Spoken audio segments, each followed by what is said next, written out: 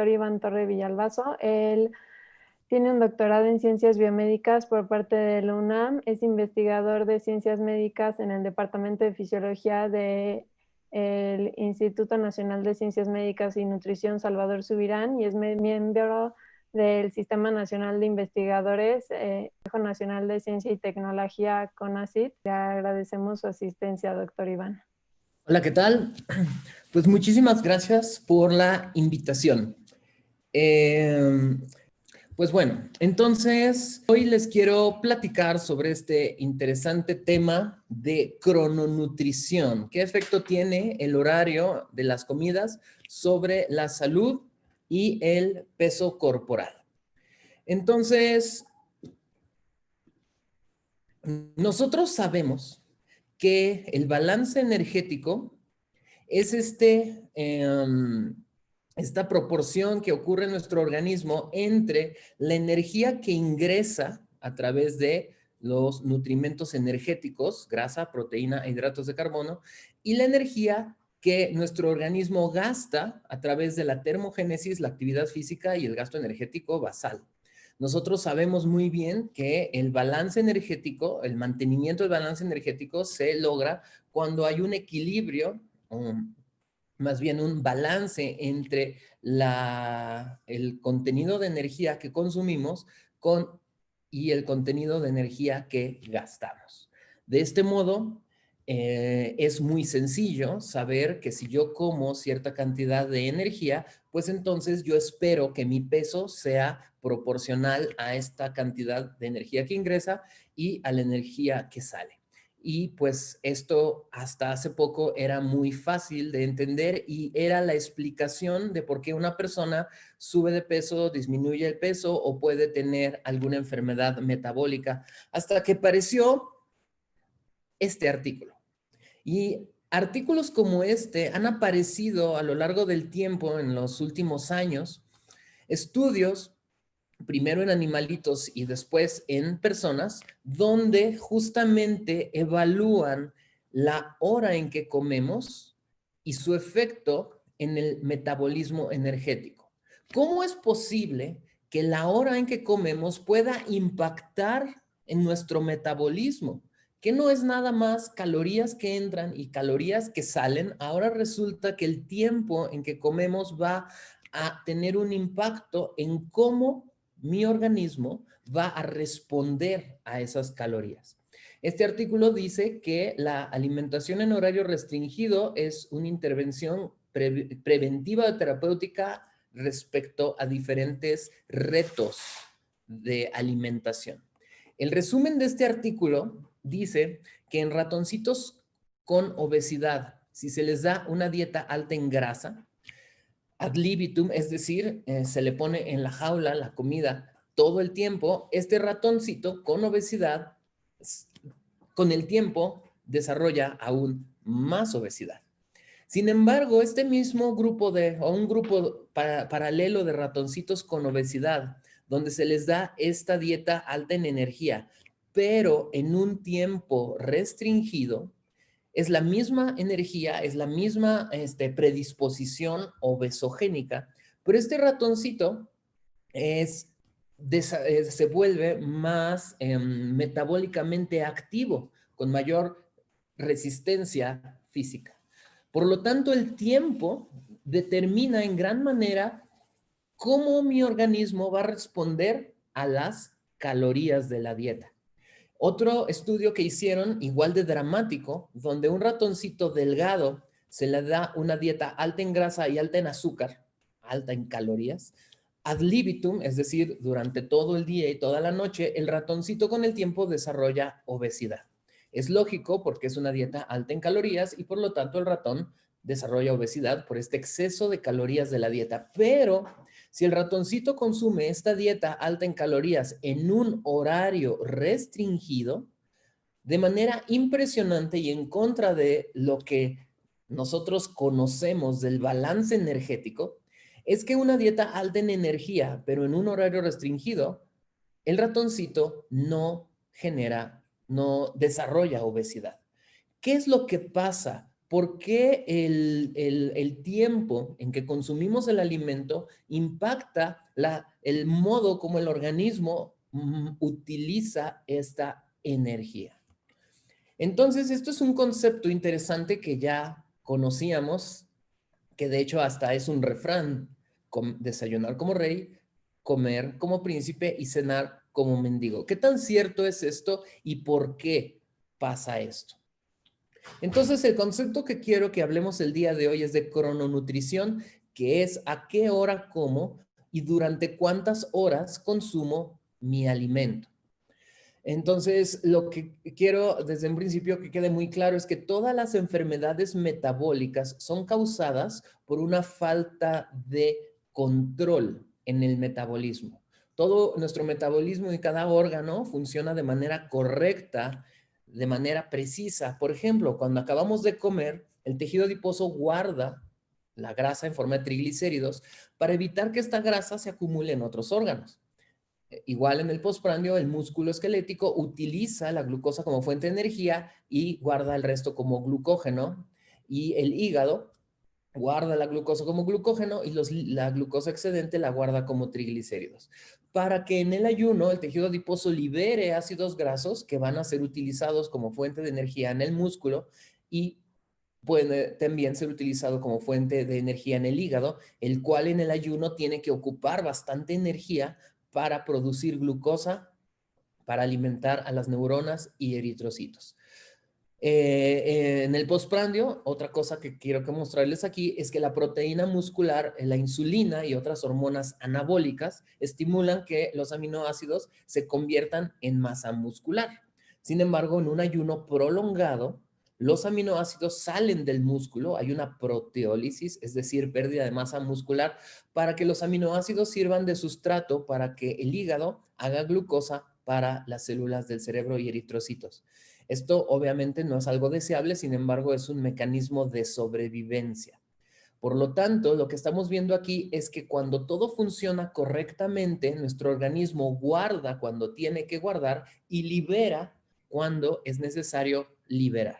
Quien controla todos los procesos metabólicos son las hormonas, la insulina, por ejemplo, y el glucagón. La insulina como hormona anabólica estimula que se guarde energía en el tejido adiposo, en el hígado y hasta genera saciedad. El glucagón, en cambio, libera la energía de los diferentes órganos en ayuno o actividad física. El tejido adiposo libera un par de hormonas súper importantes, la leptina y la adiponectina, las cuales controlan, por un lado, el balance energético a nivel del sistema nervioso central, generando saciedad. También en el tejido adiposo estimulan que se guarde este exceso de energía en forma de triglicéridos. Eso es bueno porque si el tejido adiposo no guarda triglicéridos, sino que estos se acumulan en otros órganos, vamos a tener esteatosis hepática, resistencia a la insulina en el músculo y lipotoxicidad. Por lo tanto, la leptina y adiponectina también estimulan que los órganos periféricos como músculo e hígado utilicen lípidos en vez de almacenarlos. Y para terminar, las hormonas intestinales, todas las incretinas, mantienen un balance bastante importante de la energía en el organismo. La grelina estimula el hambre cuando el estómago está vacío en el ayuno, pero en respuesta a los alimentos se libera colicistocilina, péptido YY, GLP-1 y GIP, los cuales estimulan la saciedad en el sistema nervioso central, la producción de insulina en el páncreas y la captura de glucosa en el músculo. Y de este modo, miren qué bonito está esto. Se controla de manera perfecta el apetito, es decir, hambre y saciedad en el sistema nervioso central en respuesta a todas estas hormonas periféricas. Para terminar de explicar cómo se regula el metabolismo, estamos viendo que las vías metabólicas son controladas por las hormonas. Y estas hormonas también controlan la saciedad y hambre. Sin embargo, todo esto es controlado a nivel del sistema nervioso central en el núcleo supraquiasmático, en el cerebro, el cual controla el balance de los relojes biológicos. Es decir, en el cerebro tenemos un reloj que controla lo que ocurre en nuestro organismo de día y de noche. Entonces, este control central, miren qué interesante es esto. Control central regula a su vez la función metabólica de cada órgano. Cada órgano tiene su reloj periférico y este reloj central en el núcleo supraquiasmático modula la función de cada órgano metabólico y cada órgano endocrino. De esta manera, nuestro sistema nervioso central, el reloj que controla todos los demás relojes periféricos, manda señales al hígado, al músculo, al intestino, para que liberen más o menos hormonas y que capturen más o menos glucosa. Esto es importante porque durante el día tenemos que, nuestro metabolismo tiene cierta velocidad. En la tarde es diferente y en la noche es muy diferente. Y por lo tanto, este reloj central controla la función metabólica de los órganos metabólicos y endocrinos. Sin embargo, aquí hay un pequeño inconveniente y es que este reloj central que controla todo el metabolismo, a su vez es regulado por tres actividades que dependen de nosotros. ¿A qué hora como? ¿Cuánto tiempo estoy expuesto a la luz? ¿Y cuánta actividad física hago?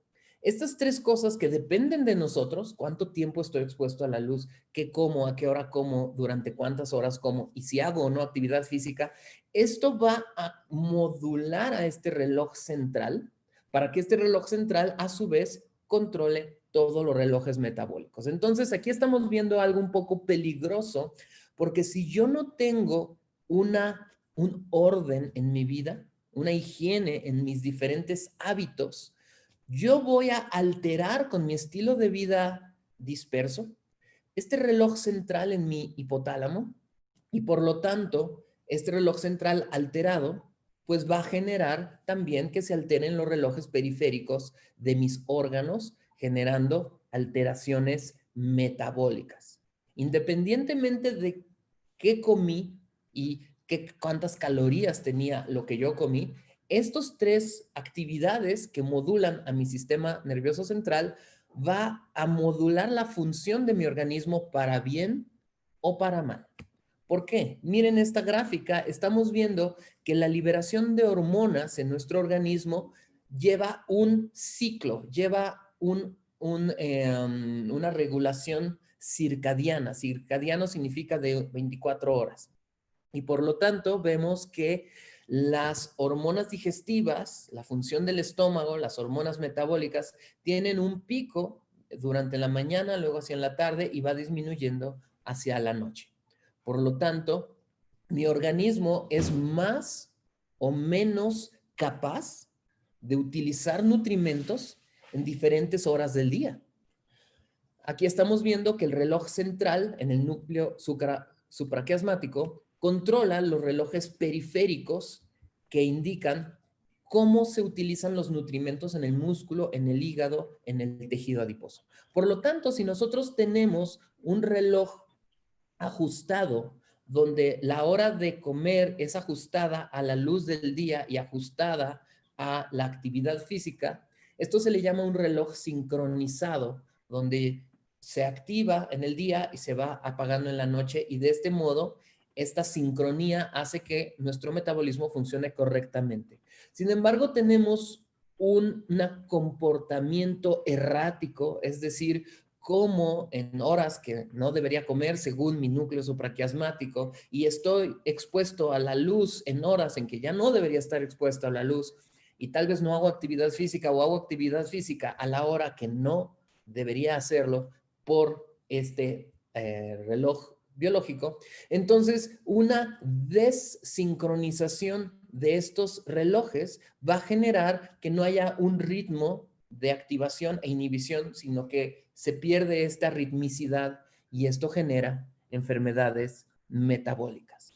Ahí les va unos ejemplos impresionantes.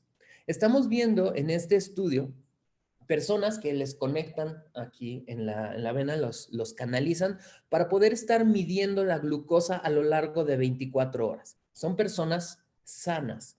Si esta persona cada 2 horas se le da un vaso con agua con azúcar, miren lo que pasa en la primera gráfica.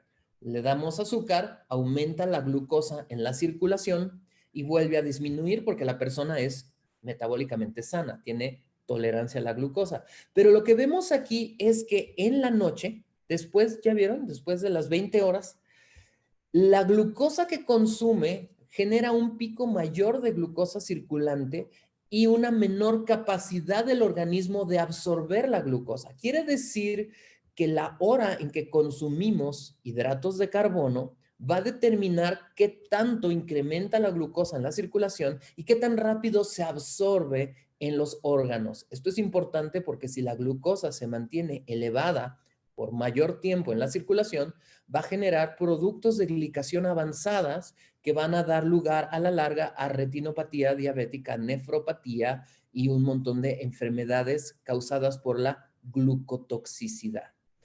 Esto se observa igual en una persona que se le da 3 alimentos con la misma contenido de azúcares y contenido calórico, y vemos que en la mañana se utilizan mejor que en la tarde. Ya vemos en la noche, aunque es la misma cantidad de calorías y misma cantidad de hidratos de carbono, la glucosa se mantiene elevada por más tiempo y a mayor cantidad.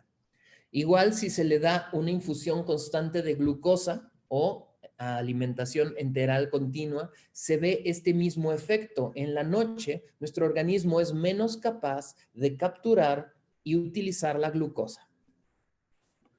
Esto, pues, es la ciencia, nos los está mostrando la vida real. Aquí incluso vemos que en una curva de tolerancia a la glucosa en una persona saludable, en la mañana, si le damos la cantidad de glucosa para hacer esta curva de tolerancia, podemos observar cómo disminuye a lo largo de 1 o 2 horas el consumo, la glucosa circulante. Pero si en la noche le damos a esta persona este bolo de glucosa, se mantiene elevada por mucho mayor tiempo y decimos, entonces tiene resistencia a la insulina. Simplemente fue la hora en que se le hizo la prueba que la persona es más tolerante a la glucosa o menos tolerante a la glucosa. Y vemos aquí claramente cómo la capacidad del organismo de utilización de la glucosa, es decir, que el músculo esquelético capture la glucosa de la circulación, disminuye en la noche. Este es un estudio bien interesante donde personas les hicieron un cambio en su rutina de 4 horas. Es decir, en vez de desayunar a las 8, pusieron a desayunar 4 horas después. Y en vez de dormirse a las 10 de la noche, los hicieron dormirse 4 horas después. Con 4 horas de cambio en la rutina de una persona, es decir, se desalinea el reloj circadiano. Miren cómo disminuye la leptina en la persona. Miren cómo cambia el patrón del cortisol, cómo incrementa la insulina. Estamos viendo en rojo a la persona con un reloj desalineado y la glucosa también es más elevada. Si la leptina tiene un efecto de saciedad, menor leptina, es decir, menor saciedad, y por lo tanto uno tiene mayor consumo de alimento.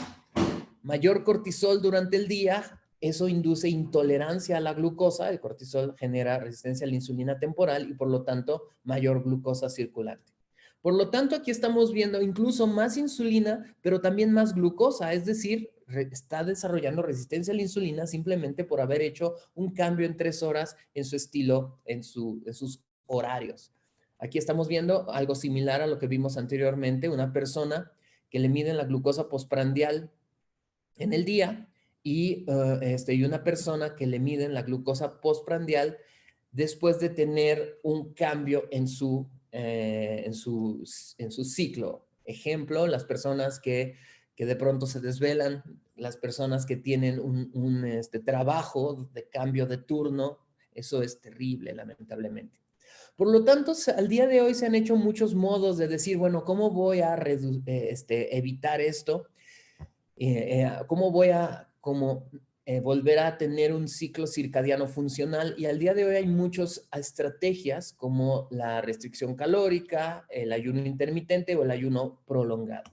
Sin embargo, solo quiero hacer una pequeña indicación terrorífica y bioquímica del ayuno prolongado. El ayuno prolongado, es decir, más de 24 horas, puede con el tiempo generar alteraciones metabólicas muy graves. Un ayuno prolongado puede hacer que se libere un exceso de grasa del tejido adiposo acumulándose en el hígado y en el músculo. La acumulación de grasa en el músculo genera resistencia a la insulina, la acumulación de grasa en el hígado genera esteatosis hepática.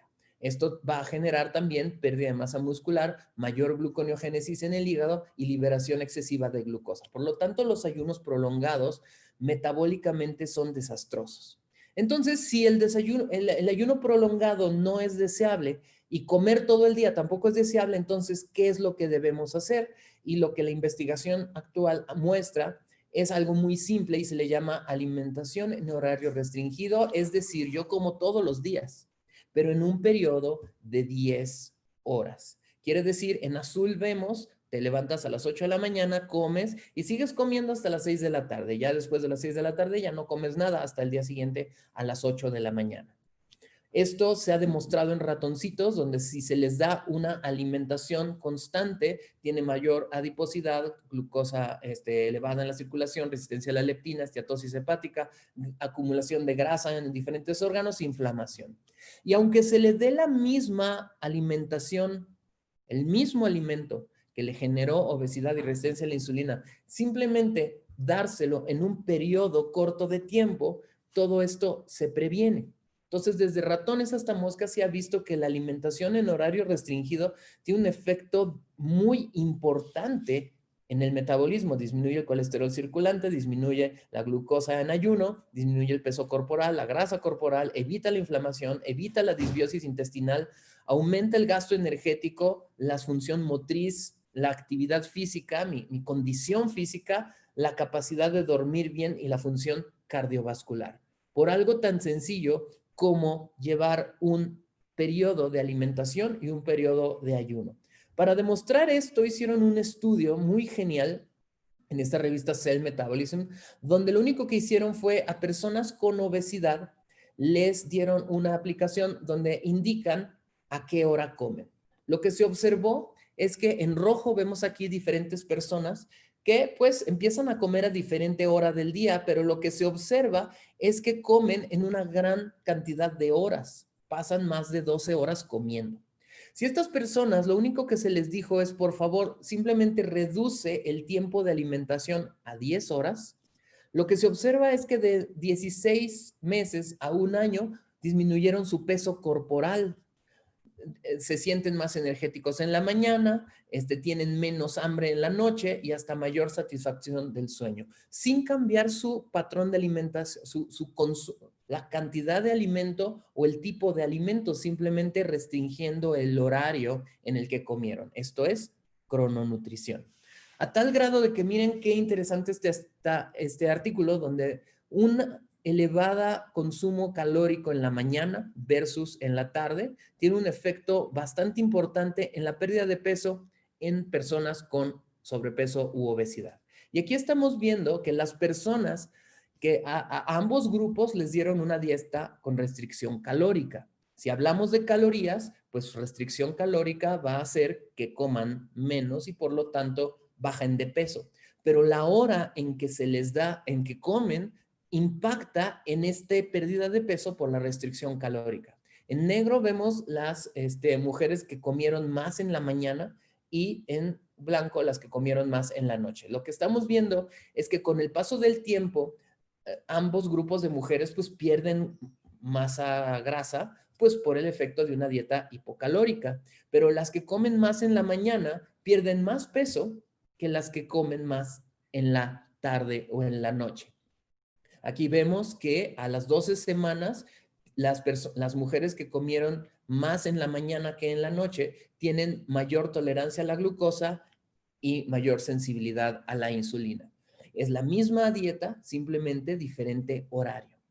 Lo mismo se observa en estas mismas mujeres donde tienen, en las mujeres que comen en la mañana, pues tienen obviamente más glucosa en la mañana, pero en la tarde y en la noche menor glucosa y por lo tanto menor insulina.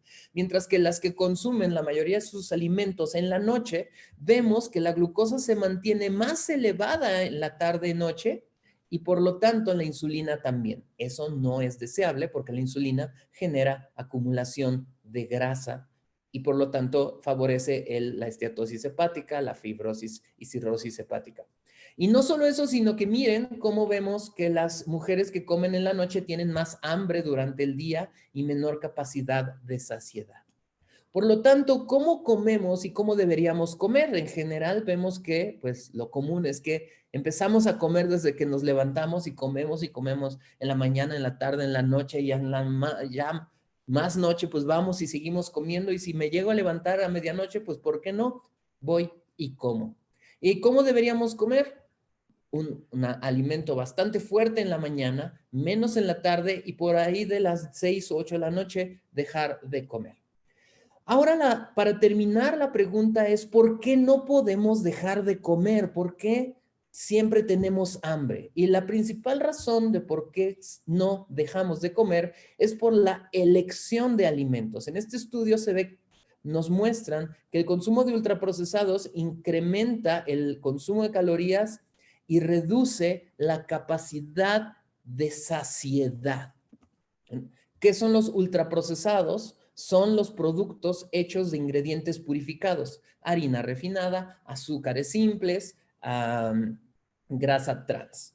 Estos productos tienen un gran sabor, pero tienen una muy baja capacidad de saciedad. Por lo tanto, los ultraprocesados, que como les digo, están hechos de ingredientes purificados, al no generar saciedad, hace uno que coma más y si además de estos ultraprocesados tienen un alto contenido energético, pues una persona va a comer más a lo largo del tiempo. Aquí estamos viendo en azul que con los ultraprocesados comen más. Estamos viendo aquí que con los ultraprocesados aumentan de peso. Las personas son personas que durante 14 días les dieron estos ultraprocesados y miren cómo incrementa el peso corporal cuando comen ultraprocesados y cuando los comen alimentos no ultraprocesados, además hasta pierden peso. ¿Y cuál es el cambio de peso? Pues por masa grasa. Por lo tanto, miren esta imagen, ya casi para terminar. Estamos viendo que mientras más procesado sea un alimento, tiene un mayor impacto glicémico, más glucosa, más conversión de esta glucosa en grasa, menor capacidad de saciedad, incrementando la cantidad de alimento que consumimos, induciendo obesidad. Y si no fuera suficiente, la obesidad va a generar que la leptina pierda la capacidad de controlar el gasto energético y el consumo de alimento. Tristemente no me da tiempo de explicarles esta imagen, pero lo que vemos hasta abajo como con la obesidad una mayor liberación de leptina genera resistencia a la leptina en el hipotálamo, haciendo que la persona ya no gaste más energía, sino que tenga siempre hambre y menos gasto energético, estimulando que si la persona tiene un exceso de peso, esta persona se mantenga en ese peso elevado, aunque haga actividad física y un plan de alimentación. Y esto es lo que se le llama el rebote, porque una persona recupera ese peso excesivo por la resistencia a la leptina que obliga a mi hipotálamo a comer de más. Así que la resistencia a la leptina hace que comamos más y gastemos menos. ¿Cómo podemos evitar esto? En las últimas diapositivas es algo tan simple como la higiene del sueño. Aquí estamos viendo a la pantera rosa enseñándonos que sí y que no. Sí, dormir en la noche durante alrededor de 6 a 8 horas en un lugar donde no haya luz, no haya ruido y yo no esté pensando en cosas. Si yo estoy pensando a la hora de dormir y estar angustiado, pues no voy a poder dormir. Si yo como antes de dormir, pues obviamente no voy a tener un buen sueño. Si yo hago ejercicio justo antes de dormir, tampoco. Si voy a estar viendo la tele o viendo el celular, pues tampoco voy a poder conciliar el sueño. Si hago siestas durante el día, pues en la noche no voy a dormir bien y si yo estoy tome y tome café, en especial en la noche, pues tampoco voy a poder dormir bien. a tal grado que miren este estudio donde la duración del sueño tiene un impacto en la capacidad cognitiva. Y las personas que ya sea que duerman menos de 4 horas, pero qué interesante, las que duermen más de 8 horas tienen pérdida de la capacidad cognitiva. Por lo tanto, para terminar esta charla, ¿cómo llevar una vida saludable? Desayunar como rey, comer como príncipe, cenar como mendigo y dormir bien. Eso es todo. Muchas gracias. Muchísimas gracias a usted, doctor. Una de las preguntas que surgió frecuentemente fue, en algún punto mencionó que habría un momento idóneo para hacer ejercicio, No, no lo mencioné. que Eh, hiciéramos ejercicio cuando no era buen momento, algo así, y nos empezaron a llegar muchísimas preguntas sobre eso. Sí, el mejor momento de hacer actividad física es cuando todo nuestro metabolismo energético está activo, y es decir, en la mañana y en la tarde.